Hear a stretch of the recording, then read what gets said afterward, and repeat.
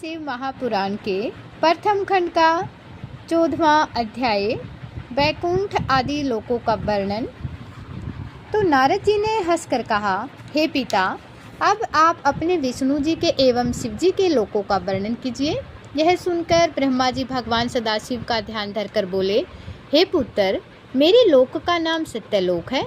इसके ऊपर विष्णु जी तथा शिव जी के लोक हैं, जिन्हें वेद तथा पुराण परम धाम कहकर पुकारते हैं। सत्यलोक के ऊपर वैकुंठ लोक है। वह 16 करोड़ योजन की परिधि में चौकोर बसा हुआ है।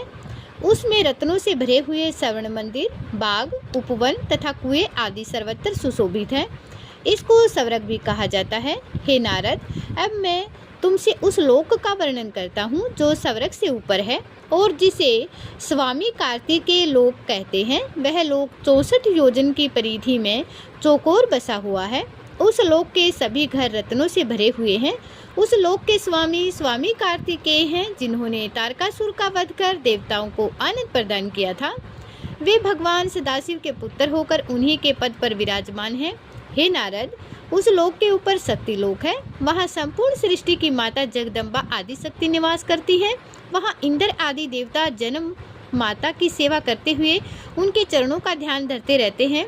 हे पुत्र, तुम्हें यह जान लेना चाहिए कि इस सृष्टि के संपूर्ण प्राणी उन आदि शक्ति की कृपा से ही ठहरे हुए हैं। वे जगदम्बा भगवान सदाशिव की अर्धांगिनी है। उन्हीं के अंश द्वारा मेरी पत्नी ब्राह्मणी विष्णु जी की अर्धांगिनी लक्ष्मी एवं स्वाहा, शवधा, सिद्धा, विश्वा तथा इंद्राणी की उत्पत्ति हुई है। वह शक्ति लोक भली भांति सजा हुआ है। हे नारद, शक्ति लोक के ऊपर शिवलोक है। वहाँ किसी को चिंता और मोह नहीं व्यापते हैं। जिस स्थान पर भगवान सदाशिव का सिंहासन है, वह स्थान परम मनोहर है। शिव जी के बैठने का सिंहासन रत्नों से जड़ा हुआ है। उसके पास ही शिव जी के तथा भगवती आदि शक्ति के अनेक निवास एवं विहार स्थल बने हुए हैं। उस शिव लोक का विस्तार 256 करोड़ योजन है। उस लोक के बीचों बीच अत्यंत सुंदर, पवित्र तथा सब प्रकार की चिंताओं को नष्ट करने वाला भूत भावन का मुख्य निवास स्थल बना हुआ है। उन त्रिशूल पाणी शिव जी द्वारा ही मेरी विष्णु जी की तथा रुद्र की उत्पत्ति हुई है। वे सबके स्वामी, स्वाधीन तथा एक रूप है।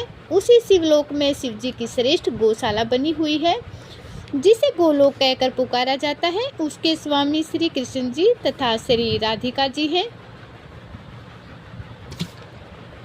श्री शिव महापुराण के प्रथम खंड के 14वें अध्याय में वैकुंठ आदि लोकों का वर्णन हमें यह शिक्षा देता है कि संसार के सभी लोक, वैभव और शक्तियाँ भी भगवान की महिमा के आगे छोटी हैं। सच्ची भक्ति, विनम्रता और धर्म के मार्ग पर चलने वाला ही ईश्वर की कृपा प्राप्त करता है। इस कथा से हमें सीख मिलती है कि अहंकार नहीं, बल्कि श्रद्धा और सत्कर्म ही मनुष्य को ऊंचा बनाते हैं। तो हर हर महादेव। लोक अनेक हैं, पर सबसे बड़ा सहारा केवल महादेव का नाम है।